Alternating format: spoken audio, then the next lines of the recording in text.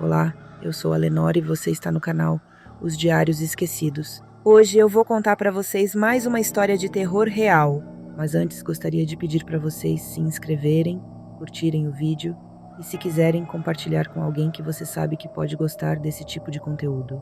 Se você está ouvindo esse áudio nas plataformas de podcast, gostaria de pedir para se inscrever no meu canal do YouTube, pois me ajudaria demais. Estou tentando voltar com a regularidade de antes, pois havia parado por causa do trabalho. Bem, vamos lá? O passageiro da poltrona. 21. Na época eu trabalhava na cidade de Bragança Paulista e eu ia trabalhar de ônibus. Tomava o ônibus no terminal rodoviário do Tietê e ia para Bragança. E no final do expediente eu voltava para São Paulo. O que vou contar agora aconteceu numa segunda-feira. Trabalhei normalmente em Bragança. Quando deu mais ou menos 18 horas, eu já estava na rodoviária para pegar o ônibus que me traria para São Paulo. Estava ameaçando chuva. O tempo estava fechado. Por isso, inclusive, mesmo sendo 6 horas, já estava escuro.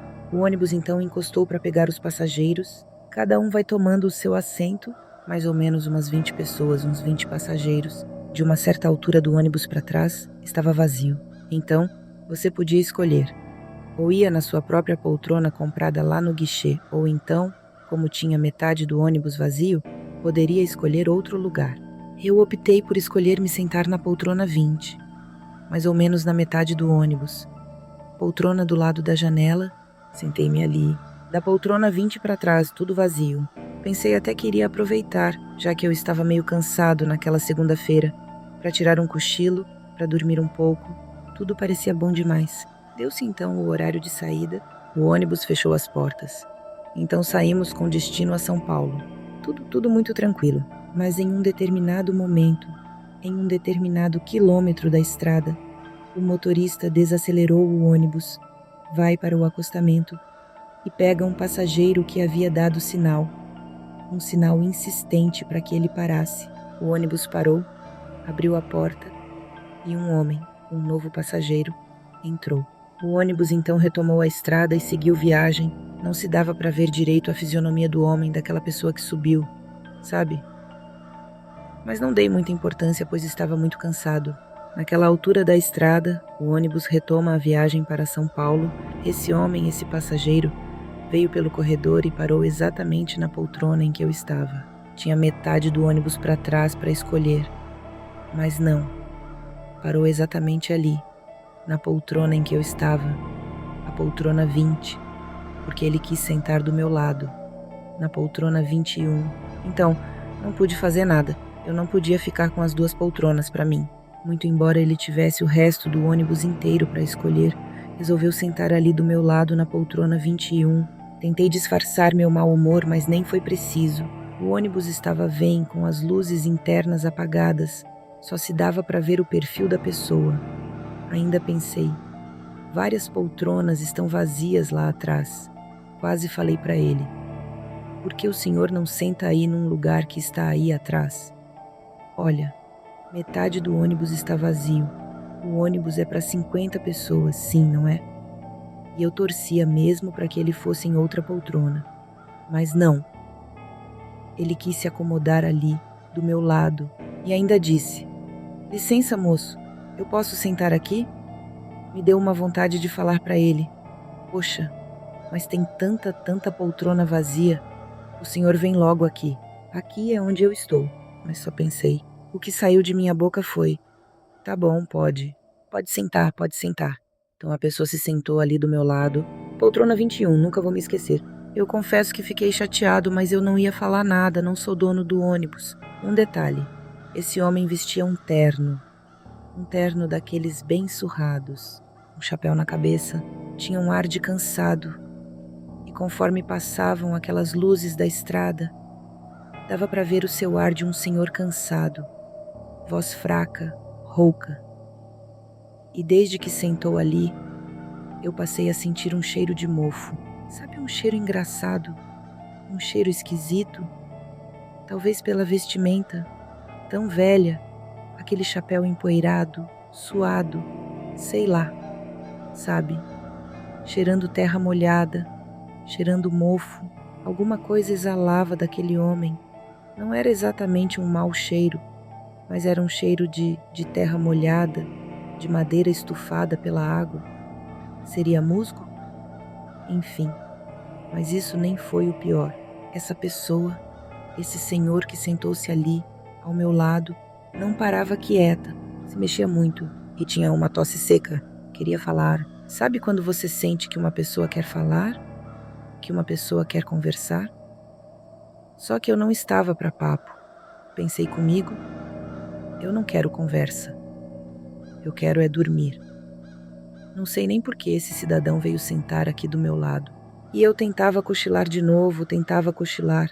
Não conseguia porque ou era a tosse ou era o homem dizendo: "É tempo ruim, não é, moço?" Eu, sem disfarçar meu mal-estar, respondia: está chuvoso." E ele continuava: "E o ônibus tem que ir com calma, né? Porque o asfalto fica escorregadio, o asfalto molhado é perigoso." Eu não gosto de chuva em estrada, sabe? Não é bom. Realmente é muito perigoso. Impacientemente eu respondia: "É verdade, o senhor tem razão. Os motoristas precisam redobrar a atenção." E dava todos os indícios de que estava irritado. Mas ele continuava: mas mesmo assim às vezes não adianta." Me deu vontade de dizer para ele só ficar, por favor, quieto. Eu queria dormir. Eu estava cansado naquela segunda-feira, mas por educação, eu respondi entre dentes: "É assim mesmo, não adianta. Mesmo com todo cuidado, tem sempre aqueles que não respeitam."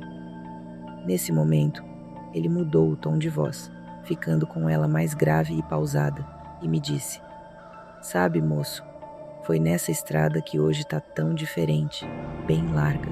O asfalto é bom. Mas foi nessa estrada que, uma noite assim, de chuva, eu vinha de onde você pegou o ônibus até Mairiporã com a minha mulher. Era pra gente conhecer o bebê que havia nascido, da nossa filha, o nosso netinho. Eu e Elvira, minha mulher, a gente vinha no meu Fusca com tanta alegria. Primeiro netinho, minha mulher até comprou um presentinho, o enxoval completo para dar a ele com tanto gosto. Naquele momento, nem sei porquê, mas senti um súbito interesse. Mas o que aconteceu, Senhor? O que aconteceu? Na minha mentia, eu queria ver se descansava um pouco, mas a minha curiosidade sempre foi a minha ruína. Como houve silêncio, continuei insistindo: "O que aconteceu, moço?" Ele parou mais um instante e virou-se lentamente para mim. Nesse momento, a luz da lua iluminou o seu chapéu, que cobria seus olhos. Ele então prosseguiu: "Foi tudo muito rápido. Nessa próxima curva fechada por onde vamos passar, o motorista de uma carreta que vinha descendo a serra em grande velocidade foi ultrapassar a gente. Só que, como a estrada ainda era estreita, ele percebeu que não ia dar tempo, que haveria uma colisão de frente com outro caminhão. Então eles, sem se importar com o Fusca e não conseguindo frear, virou o volante para a direita e aquela metade da carreta bateu no nosso Fusca e nos tirou da estrada com muita força. O nosso carrinho rolou. Olha, daqui, lá para baixo, capotando várias vezes. Chovia forte como agora. Era só lama na ribanceira. Eu me lembro de ouvir a minha mulher gritando muito, gemendo muito alto depois que o carro parou lá embaixo. Só que em seguida ela silenciou. Ela estava prensada nas ferragens. E eu, todo ensanguentado, queria fazer alguma coisa por ela. Mas eu estava todo quebrado também, todo machucado, e ia me esvaindo em sangue, e em minutos eu também parei de me mexer. E dali pra frente senti um calor louco. Apesar da chuva, o tanque de gasolina explodiu. E nós ali dentro do carro fomos carbonizados, eu e minha mulher. E o relato do velho senhor de repente cessou. Nessa hora, eu que queria dormir, eu que queria cochilar, eu que estava cansado, eu que não queria conversar com ninguém. Fiquei arrepiado com o que este homem falou. Só podia ser brincadeira. Fiquei indignado e falei: "Quer dizer, nessa curva que vamos passar teria acontecido um acidente, um caminhão teria jogado o seu carro com o senhor e sua mulher na ribanceira. Várias vezes o carro capotou, e lá embaixo com a mulher gritando, ele percebe a explosão do tanque de gasolina mesmo com a chuva, e ainda diz que sentiu o fogo? Não. Horas então, eu tô ao lado do senhor, que está aí dizendo que ficou junto com a sua mulher dentro do carro quando explodiu o tanque de gasolina. Como conseguiram salvá-lo? E como conseguiram tirá-lo de lá com vida? O senhor tristemente respondeu: Moço, não me pergunte mais nada, porque nada sobrou a não ser cinzas. Dela e de mim, nós dois desencanamos nesse acidente. E como ele estava completamente exausto e com aquela tosse seca e contínua, meio com falta de ar, ele virou-se para o lado e adormeceu ali, na poltrona, imediatamente. Aquele cheiro forte de mofo continuava vindo dele, cheiro de terra molhada, quase me sufocando, porque agora eu estava estarrecido com o que eu tinha acabado de ouvir. Não tive reação. Pensei que estava ao lado de algum palhaço fazendo uma brincadeira de mau gosto, ou alguma pessoa com problemas mentais. Eu ouvia a meu lado. Não era possível ele tivesse morrido. Isso começou a martelar a minha cabeça, e me deu até uma certa sensação estranha. Uma sensação horrível. Se o que ele queria era estragar o meu dia, ele conseguiu. Fiquei o resto do percurso em silêncio, com raiva e frustrado, tentando não encostar naquela pessoa, como se a sua loucura fosse contagiante. Mais alguns minutos se passaram, e eu estava acordado como nunca. A viagem então chegou ao seu destino, terminal do Tietê. Os passageiros foram descendo. Eu ainda tentei acordar o homem que estava dormindo, mas eu não consegui, pulei-o e deixei para lá. Porém, ainda estava muito impressionado. Me levantei, passei por cima dele ali e fui até o corredor do ônibus para chegar até a porta. Só que lá fora, eu resolvi esperar um pouco mais, porque eu queria saber quem era esse senhor lá fora, com as luzes do terminal. Eu queria confrontá-lo e perguntar de tirou essa fantasia, sabe? Que ele não podia simplesmente fazer esse tipo de brincadeira sem graça com as pessoas, porque podia se encontrar com alguém que não teria a mesma paciência que eu. Então eu parei, cruzei os braços e esperei, mas esse homem, esse senhor esquisito, não descia. Só que eu, já querendo tirar satisfação e com o discurso pronto, pensava, mas ele tem que desembarcar. Ah, se vai. Porém, todos já tinham descido e nada do velho.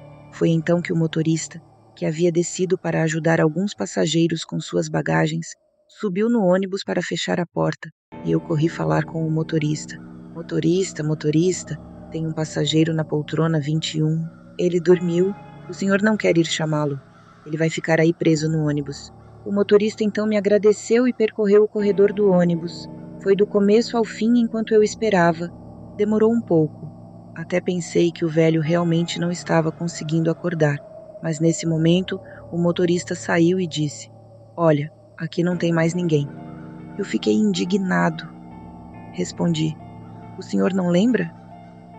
Aquela hora em que lá perto de Mairiporã, o senhor estacionou na estrada para entrar um homem? Aí o motorista falou: É verdade. Mas ele não desceu, não? Fiquei atônito e respondi: Não. Eu até estou esperando ele aqui para ver ele direito. Ele me contou uma história e eu queria aqui fora perguntar para ele sobre aquilo, mas nem me expliquei muito. Pedi licença e subi no ônibus junto com o motorista para realmente me direcionar à poltrona 20, onde eu estava, e à poltrona 21 em que ele estava. Só que não tinha ninguém. Mas eu não estou maluco. Ele estava sentado ao meu lado, poltrona 21. Nesse momento, palavras desordenadas começaram a sair de minha boca. Lembra que subiu aquele senhor? E o motorista, sem entender direito e se afastando aos poucos, ia respondendo: É verdade, mas eu pensei que ele tivesse descido. Não desceu. Ele tem que estar aqui dentro. E olhamos todo o ônibus. Nós dois, eu e o motorista, poltrona por poltrona. Não é possível. Investigamos cada canto do ônibus, até no banheiro. Ônibus vazio, não havia realmente mais ninguém. Impossível. Como isso pode ter acontecido? Uma história de arrepiar o cabelo. Aquilo ficou na minha memória. Aquilo ficou para sempre. E eu precisava desvendar tal mistério. Senão eu nunca teria paz. Meio impaciente, o motorista fez um sinal com a cabeça para que saíssemos. Ele achou que eu tivesse me confundido. Mas eu sabia que ele não tinha descido. Eu sabia que passei por cima dele para descer e ele estava lá, dormindo. Desculpem a minha insistência. É que até hoje eu ainda não me conformo. De cabeça baixa e meio envergonhado, eu desci, mas resolvi que tinha que desvendar esse mistério, senão eu não teria paz na minha vida. No dia seguinte, de volta ao meu trabalho em Bragança, ainda assombrado com o que havia acontecido na noite anterior, eu perguntei para um, perguntei para outro, a respeito do tal acidente, se era verdade mesmo que aconteceu um acidente na curva, ali perto de Mairiporã, há anos atrás ali. Se tinha acontecido realmente alguma coisa naquela estrada. Um acidente cujas vítimas teriam sido marido e mulher em um Fusca que capotou, e mesmo com a chuva, deu uma explosão no tanque de gasolina que fez com que eles morressem. Foi aí que finalmente uma das minhas colegas, moradora antiga, começou a me dar a resposta. A pergunta que eu fazia, a resposta que eu procurava. Uma senhora, amiga de Dona Elvira, a mesma que havia ficado presa nas ferragens quando o Fusca foi ribanceira, confirmou tudo. Ela inclusive tinha guardado o jornal da cidade de Bragança, que havia registrado a notícia na época, isso 26 anos atrás. A notícia estava ali, do casal morto.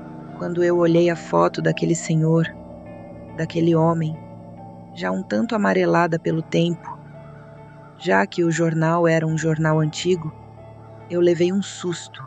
Eu não acreditei. Eu esfreguei os olhos para que pudesse ver direito aquela foto. Eu confesso que eu fiquei tremendo. Naquela foto estavam Dona Elvira e o marido, mortos no acidente. Era a foto de Dona Elvira e do Sr. Ernesto. Ernesto, o mesmo que tinha se sentado ao meu lado na poltrona 21, ali, do meu lado. Essa amiga, essa vizinha de Dona Elvira, já com bastante idade, mas bem lúcida, disse que eu não era o primeiro a falar sobre o seu Ernesto, que ao longo do tempo, outras pessoas relataram que o seu Ernesto tomou o ônibus, entrou e ali sentou ao lado de alguém e falou sobre o fato. Eu não era o primeiro. A alma, o espírito, o espectro de seu Ernesto já havia aparecido para muitos outros passageiros, e sempre em noites de chuva, sempre em noites de temporais, mas que eu podia fazer alguma coisa pela alma do seu Ernesto e também de Dona Elvira.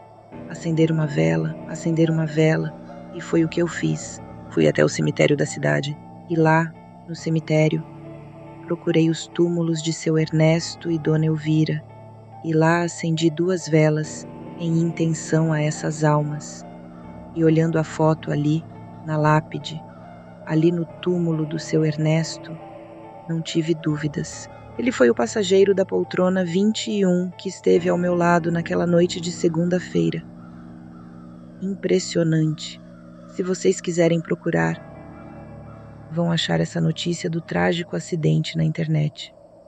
Posso dizer que estive ao lado e até conversei com uma pessoa morta. Esta é a minha história. Bom, e é isso. Eu espero que vocês tenham gostando. Um beijo e tchau, tchau.